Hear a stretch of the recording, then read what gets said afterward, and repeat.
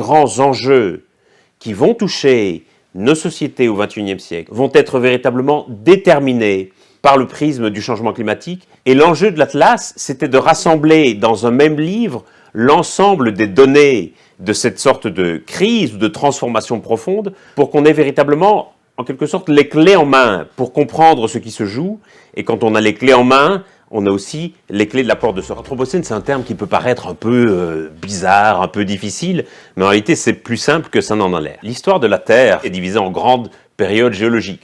Et la période dans laquelle nous étions jusqu'ici, c'était l'Holocène. Mais les géologues ont estimé qu'il était désormais possible de trouver des marqueurs de l'empreinte humaine dans les couches sédimentaires de la Terre. En d'autres termes, nous avions laissé notre propre empreinte sur Terre, et le fait que nous ayons tellement transformé la planète, eh bien, justifie, selon les géologues, que nous entrions dans une nouvelle période géologique. Elle s'appelle l'Anthropocène, c'est-à-dire littéralement l'âge des humains.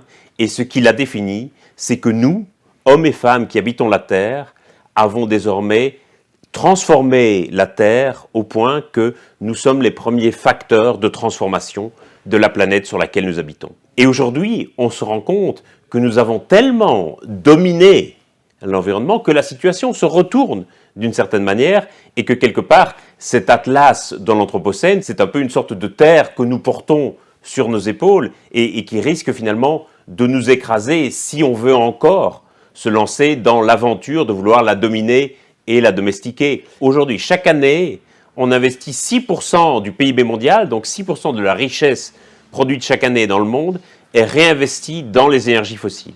Et donc, sur ce levier du financement, il y a un enjeu essentiel dont, à mon avis, on ne parle pas suffisamment. Un deuxième exemple de données qui est relativement méconnu, c'est sur la pollution plastique dans les océans. Et évidemment, celle qu'on voit, qui flotte à la surface des océans, ce qu'on ne voit pas, c'est le plastique qui est au fond de l'océan, et notamment le microplastique. Et on découvre, via l'Atlas, que les quantités de plastique qui sont au fond de l'océan et qu'on n'ira jamais récupérer sont plus de 100 fois supérieures aux bouteilles de plastique qui flottent à la surface. Moi, je suis très frappé du nombre de gens qui, au bas de leurs emails, disent encore « pensez à l'environnement ou pensez à l'écologie, n'imprimez cet email que si nécessaire ». Alors qu'en réalité, le stockage d'un email sur des serveurs a une empreinte carbone gigantesque. Et j'ai presque envie de dire, il vaut beaucoup mieux imprimer un email et le supprimer plutôt que de le laisser en permanence sur les serveurs. Ce qui doit nous inciter à garder l'espoir, je dirais que c'est d'abord la responsabilité qu'on a. Je dirais que ce n'est pas vraiment une question d'espoir, c'est une question de responsabilité. On doit le faire, il n'y a pas à choisir. Trop souvent, je suis frappé de voir comme chaque gouvernement ou même chacun est dans une logique à se dire « je fais ma part, chacun doit faire sa part ». Même si chacun fait sa part aujourd'hui, ça ne sera pas suffisant. Et on voit bien que l'action d'un gouvernement européen ne peut pas se limiter uniquement à sa part des émissions de gaz à effet de serre et qu'il faut pouvoir se dire qu'est-ce que je peux faire pour que les autres n'émettent pas non plus de gaz à effet de serre. Ce qui fait qu'aujourd'hui, la trajectoire des émissions de gaz à effet de serre continue à augmenter année après année. C'est malheureusement le fait que les pays émergents augmentent très substantiellement leurs émissions de gaz à effet de serre et que les pays industrialisés n'en font pas suffisamment. Mais donc...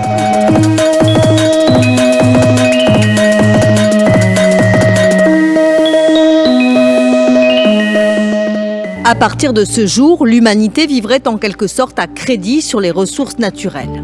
Depuis 30 ans, cette date n'a cessé d'avancer dans le calendrier, passant du 10 octobre en 1990 au 29 juillet cette année. Mais comment est-elle calculée ?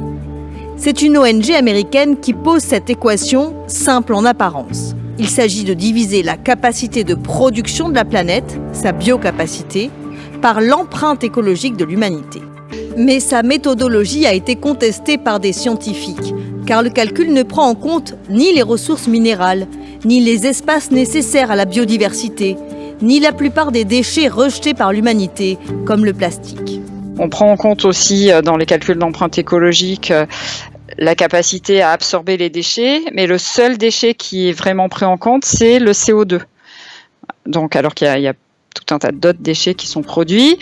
C'est aussi une moyenne mondiale qu'il faut en réalité regarder par pays pour en saisir les nuances. Sur cette carte, les pays en rouge sont ceux qui surconsomment la ressource naturelle. Dans les pays en vert, l'empreinte écologique reste faible.